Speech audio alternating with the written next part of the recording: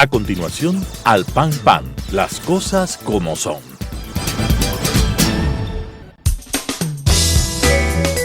Clasificación B, bajo supervisión de un adulto.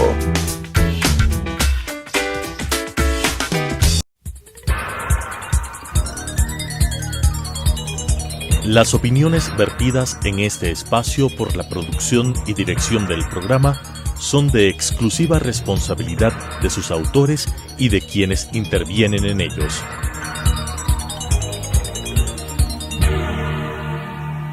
Telesucesos Canal 29 UHF presenta Al Pan Pan, las cosas como son. Coyuntura y calidad de la democracia con la conducción de Patricio Aro. Al Pan Pan, las cosas como son. Cordiales saludos a la gran audiencia de Telesucesos Canal 29, el canal diferente. Su servidor, Patricio Aro Ayerbe, les agradece por permitirle una vez más entrar a sus hogares y por acompañarle a decir las cosas como son.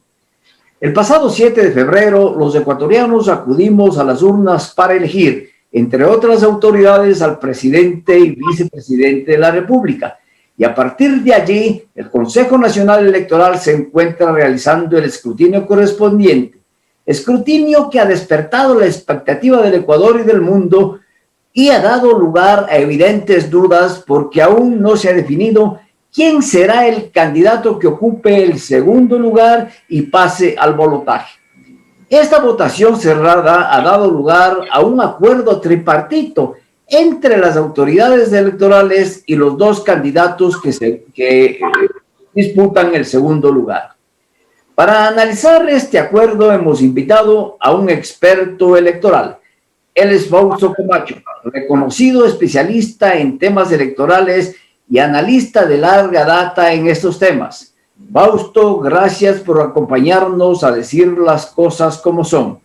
Los ecuatorianos nos preguntamos si el acuerdo alcanzado entre el CNE y los candidatos fue el mejor camino para transparentar el proceso de escrutinios y sobre todo para garantizar los resultados electorales.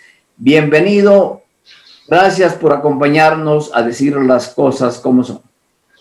Gracias, Patricio, un gusto siempre comparecer una vez más a través de Al Pan Pan, las cosas como son. Efectivamente, creo que hace falta retrotraer un poco las cosas, al menos al 7, ¿no? Al 7 de febrero, al domingo, donde lo más relevante de la jornada es la decisión de las ecuatorianas y los ecuatorianos por sufragar, superando todo tipo de obstáculos, desde la mala organización de parte del CNE hasta las diferentes razones reales de una pandemia del COVID-19 y la emergencia de salubridad.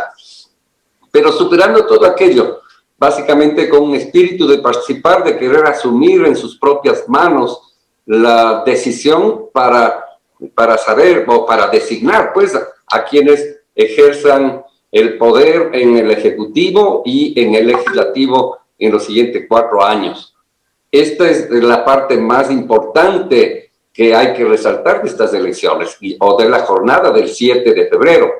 Pero el mismo día, desgraciadamente, ya se vio opacada esa condición cuando de la manera más absurda el Consejo Nacional Electoral, pasada las 9 de la noche, hace un anuncio de los resultados de un conteo rápido. Entiéndase por conteo rápido una técnica, una tecnología que se usa para hacer una proyección de un universo, de una muestra pequeña, que en este caso era del 6%, hacia el universo. Es decir, escogieron más o menos 2.600 juntas receptoras del voto para obtener los resultados de los escrutinios de esas juntas. No es una encuesta boca de urno, escoger los resultados reales de esas actas, de esas 2.600 mesas o juntas receptoras del voto y proyectarles al universo de las 39.836 mesas. Y obviamente, si es que es una un procedimiento estadístico tiene un margen de error. Y eso es normal. Por más bien hecho que esté, va a tener un margen de error. Y solo en la estadística de esta naturaleza, en esta proyección, puede hablarse de un empate técnico. Y efectivamente se produce un empate técnico. ¿Qué quiere decir esto? Quiere decir que no se puede saber a través de la muestra cuál de las dos personas, o competidores en este caso, digamos, gana. Y sea que el paso a la segunda vuelta, sea en una sola vuelta, qué sé yo. Pero en este caso se circunscribe al segundo y tercer lugar. ¿Quién tiene el segundo lugar?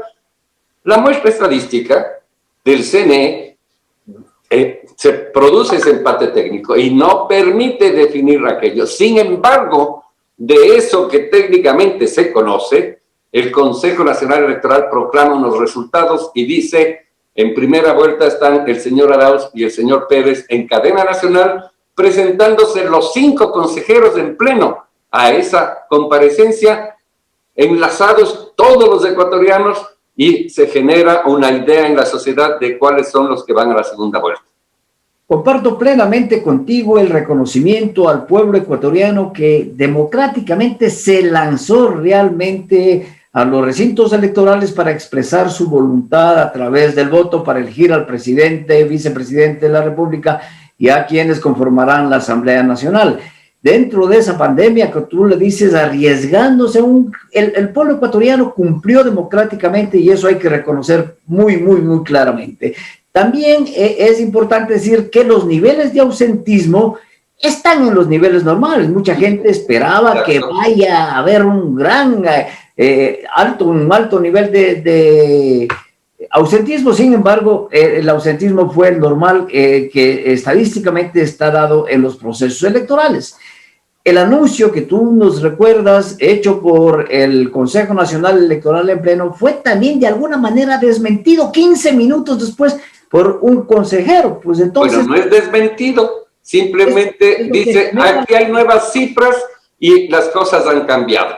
Pero eso ya no tiene, políticamente hablando, no tiene la misma fuerza y el mismo impacto que tuvo, obviamente, la comparecencia de los 5, incluido él. Lo cual nadie nos ha aclarado esa decisión de proclamar esos resultados o de informar esos resultados. ¿Fue decisión del Pleno? Yo entiendo que sí, sí que comparecen los 5. Que ahí hay una evidente falla técnica porque se habla de que la muestra estaba estabilizada cuando se da lectura. La falla técnica de la área de estadística del Consejo seguramente no les exime de la responsabilidad de haber cometido semejante error. Error que le ha costado al país y que les cuesta a ellos su propia credibilidad. Porque entonces luego empieza a surgir las voces, que bueno, en este país no es raro, de que hay fraude, de que me han perjudicado los votos, que me han robado los votos, que no es así. Empieza un proceso, obviamente, del ingreso definitivo de los datos de las actas y al estar a vísperas de terminarse, la tendencia que estaba desde el punto de vista estadístico empatado, pues empieza a definirse y estando Pérez primero arriba, se produce un cambio y Lasso pasa arriba. No importa con cuántos votos, justamente de eso se trata el pacto técnico, porque tú puedes ganar un puesto con un voto, claro, o con 2 votos, es decir, la mitad más 1 dice para ganar la presidencia. En un supuesto de que pueda producirse, tú podrías tener el 40 por 49.9% y perder la elección porque el otro tiene el 50.1 o .0001 y simplemente eso es necesario para ganar de acuerdo a las reglas del juego. Entonces, obviamente se revierte esa tendencia, no se ha cerrado al 100% el escrutinio, pero sin embargo las cosas están producidas en un conflicto que ha llevado a un nuevo equívoco desde mi perspectiva a la autoridad electoral.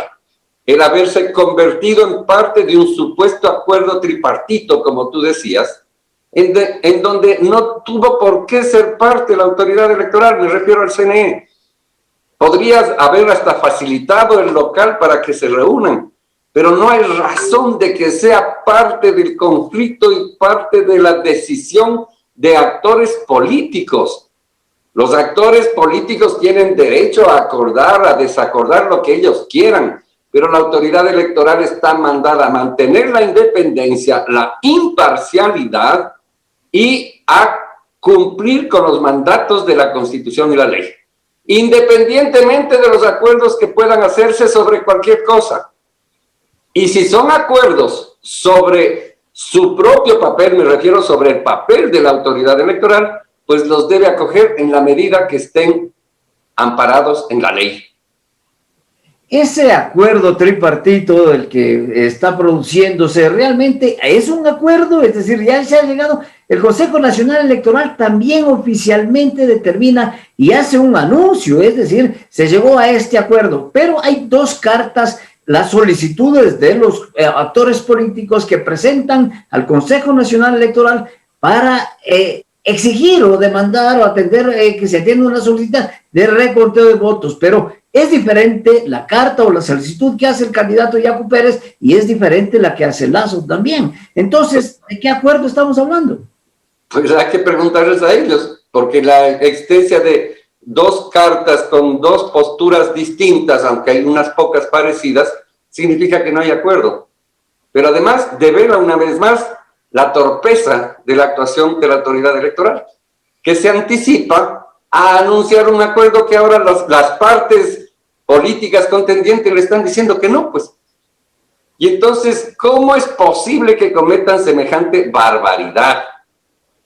Extralimitando sus propias funciones, o las que ellos pueden tener, y que de hecho tienen, ¿no es cierto?, que son de convocar, organizar, dirigir, vigilar, garantizar los procesos electorales, proclamar los resultados y posicionar a los ganadores con transparencia, transparencia. Y esta transparencia ha sido afectada y es la que conduce a este conflicto. ¿Por qué? Porque no se cumple, Patricio, con los preceptos de los artículos 127 y 134 en el proceso de escrutinio. No se ha hecho que el primer ejemplar del acta que dice el artículo 127 sea la base del escrutinio que se hace en las provincias. Y que el segundo ejemplar del acta de que habla ese artículo, que me estoy refiriendo a las actas que elaboran las juntas receptoras del voto, se debe utilizar para la transmisión de resultados, y esos resultados, según la ley, son provisionales. Así lo define la ley.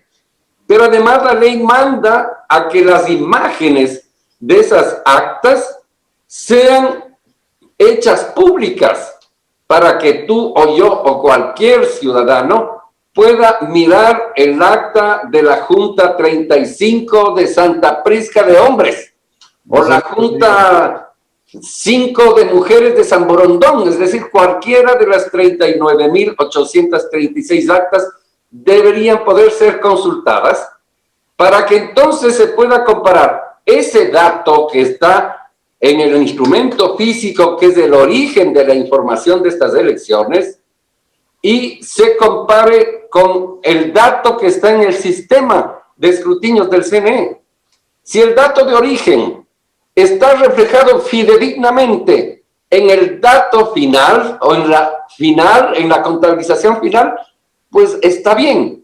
Si es que el dato de origen es diferente al dato final, entonces hay un problema que hay que subsanarlo, que hay que resolverlo.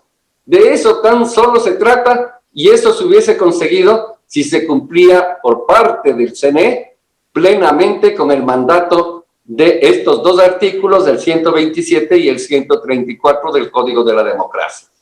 El artículo 138 también, Fausto, determina claramente que se puede hacer el reconteo de las actas y de los votos también. Y hay tres causales fundamentales, pero eso da a entender de que deben haber primero resultados, por lo menos resultados oficiales para reclamar algo, sino ¿qué estoy reclamando?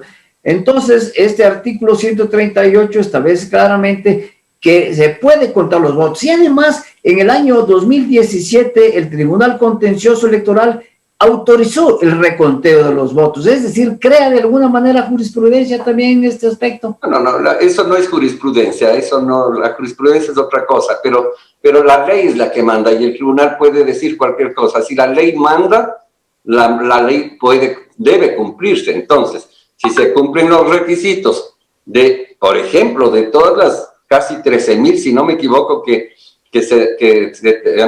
como 6,000 o 7,000 que se terminaron escrutando, que eran alrededor del 12 o 13% de las actas, es porque la ley manda. No porque al Consejo Electoral o a las juntas, porque ni siquiera es el Consejo. Son las juntas provinciales electorales las que están obligadas a subsanar las inconsistencias, y eso se lo hace a través de contar los votos. ¿Por qué? Porque así manda la ley. La ley dice que si un acta es inconsistente, o lo que en el sistema del CNE le llaman acta con novedad, cuando la suma de los votos blancos, los votos nulos más los votos válidos es diferente al total de personas que se acercaron a votar, o el total de sufragantes, como se llama, ¿no es cierto? Que es distinto al total de empadronados. En una junta hay 300 personas empadronadas, se acercan a votar 250, entonces la suma de los votos alcanzados por los 16 candidatos, más los nulos y los blancos, debe sumar 250.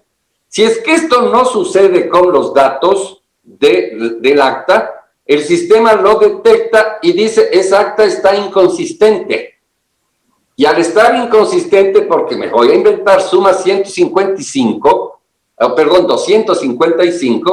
entonces, ¿cómo subsana la inconsistencia? No hay otra forma que abrir el ánfora, sacar los votos, contar las personas que firmaron el padrón electoral para establecer el número de sufragantes y luego proceder a contar esos votos. Esa es la única forma de subsanar las inconsistencias, y eso es lo que se ha hecho. Si es que el Consejo Electoral, a través de las juntas provinciales electorales, porque no lo hace el CNE como pleno, lo hace el CNE como institución a través de lo que se llama en la ley los organismos desconcentrados, los organismos electorales desconcentrados a nivel provincial.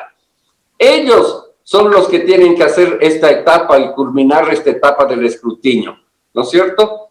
Si es que ellos no han detectado algún error de esa naturaleza, los partidos pueden concurrir a la audiencia, de hecho son parte de la audiencia de escrutinio, y decir, en esta junta, usted, el Consejo Nacional Electoral, se ha equivocado porque está 30 y debería estar 50. Yo tengo esta prueba que me permite hacer esa afirmación.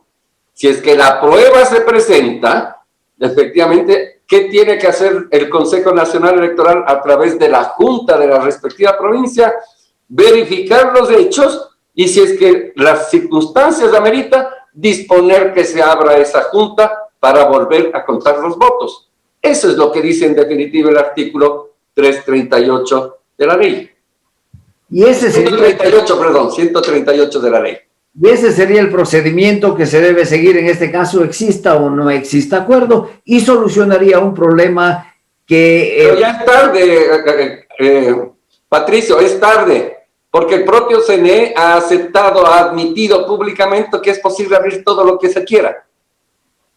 Entonces, este rato, echarse para atrás les resulta muy complejo por el error que han cometido. Porque si es que ellos hubiesen mantenido una postura institucional desde el primer día, estos son los resultados y abriremos todas las urnas que exista mérito para ser abiertas de manera general. Pero cuando ya ellos aceptaron y anuncian oficialmente que se van a abrir las urnas, se han metido en un atolladero y un callejón sin salida ellos mismos y le meten al país entero y a la legitimidad del resultado electoral y de las propias elecciones. Es que con eso están metiendo en varios atolladeros, porque la presencia del fiscal colombiano en el Ecuador para entregar las supuestas pruebas de que uno de los candidatos, el claramente ganador de la primera vuelta electoral, recibió financiamiento de un grupo narcoterrorista, realmente ha puesto también en vilo al país. Y analizar, se habla en las redes pueden decir lo que quiera, de que podría ser destituido el candidato que ganó la primera vuelta por haber recibido, repito, dineros para financiar su campaña provenientes de un grupo. Bueno, primero hay que saber si es que eso es lo que ha dicho el fiscal. Yo no le he escuchado decir aquello. El fiscal lo que ha dicho es que ha entregado información respecto del caso Uriel. Punto. El fiscal de Colombia también se manifestó de que las pruebas están allí, dice. Las pruebas están allí, pero ¿qué pruebas? No sé, pues. Pero, y además, ¿quién es la autoridad que debería dirimir frente a este conflicto? ¿Es la autoridad electoral? Lo que tiene que hacer la fiscal del Ecuador, que es además la solicitante de la información, es continuar la investigación. La investigación ni siquiera significa que hay ya un proceso penal. Y si es que al concluir la investigación, que puede durar hasta 2 años, ¿no es cierto?, hay mérito suficiente, recién se formula la posibilidad de un juicio. Y si es que el juez dice que hay mérito para iniciar el juicio, recién se empieza el juicio. Entonces, no es autoridad competente para tomar una decisión desde la perspectiva electoral. Las decisiones que se toman en lo electoral empiezan y terminan en el ámbito del Consejo Nacional Electoral, las decisiones administrativas y las jurisdiccionales en el ámbito del Tribunal Contencioso Electoral. Y allí, que yo sepa, no hay una causa, digamos, sustentada, ni donde las pruebas sean las presentadas por el fiscal, etcétera, etcétera. Pero las pruebas presentadas por el fiscal son de validez jurídica en Colombia y podrían tener validez jurídica aquí penal, siempre y cuando así lo considere la Fiscalía una vez concluidos los procesos pertinentes.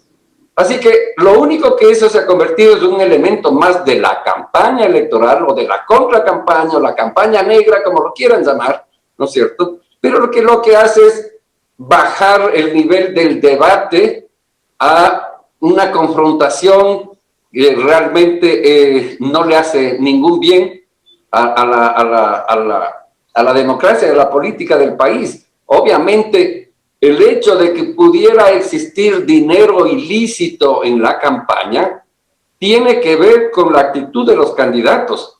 Pero mira, esto nos permite develar o mirar otro elemento en el cual la autoridad electoral ha estado totalmente ausente, en el control del uso del dinero en la política, legítimo o no legítimo. Obviamente, si no es legítimo es peor, pero también hay reglas del juego para esto. Y el artículo 359 de la ley dice que todos los candidatos, todos, desde Arauz de la lista 1, pasando por los de la 2, la 3, etcétera, todos, hablemos de los 4, de los 16 candidatos a la presidencia, tenían la obligación de poner en la página web de su propia organización todos los ingresos que tuvieron para la campaña, pero no ahorita, desde el momento de la campaña. Y efectivamente eso no se ha cumplido, y la ley dice que si no es en la página web de la respectiva organización, que la mayoría, como son tan pobres desde el punto de vista de su propia organización, no tienen página web, debe publicarse en la página web del CNE. Pregunto, ¿qué ha hecho la autoridad electoral para que ese mandato de la ley se cumpla? Y los electores, tú o yo, o quien quiera, sepamos cuánto es el monto que aportan unos otros a una campaña, y luego cuando se presenten las cuentas, sepamos qué destino se dio a ese dinero. Entonces, una vez más, esto recae en 2 actores principales. La autoridad electoral, que no hace cumplir la ley, y también los actores, todos, que no han cumplido la ley. ¿O acaso sabemos de dónde viene la plata que usa Arauz? ¿De dónde viene la plata que usa Lazo? ¿De dónde viene la plata que ha usado el Yacu Pérez o el señor Hervas, para hablar de los 4 principales? Pero de todos. ¿De dónde y cuánto? Porque también hay reglas, que no es que uno puede recibir la cantidad que sea, o puede venir alguien y decir, aquí está 1 millón, este es mi aporte. La ley dice que no se puede aportar más del valor que resulta de multiplicar el monto de la canasta básica por 200. Es decir, alrededor de $150,000. Nadie puede aportar, así tenga mucha plata, más de esa cantidad. ¿Por qué no nos han presentado las cuentas a tiempo? ¿Por qué no lo han hecho? ¿Por qué no transparentan el uso del dinero en la política? Todos. Fausto, con tu gran experiencia que te ha convertido en un docto en términos electorales, nos has ayudado a decir las cosas como son y aclarar frente a esta grave situación que vive el país en el último proceso electoral, es decir, la falta de transparencia en los resultados y segundo, la posibilidad que empiece a especularse de que uno de los candidatos podría ser destituido. Pero hoy, repito, con tu vasta experiencia queda absolutamente claro. Te agradecemos por haber compartido con nosotros y por habernos acompañado a decir las cosas como son. Al pan pan. Las opiniones vertidas en este espacio por la producción y dirección del programa son de exclusiva responsabilidad de sus autores y de quienes intervienen en ellos.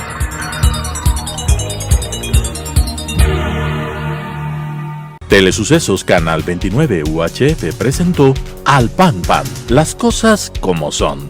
Coyuntura y calidad de la democracia con la conducción de Patricio Aro. Al Pan Pan, las cosas como son.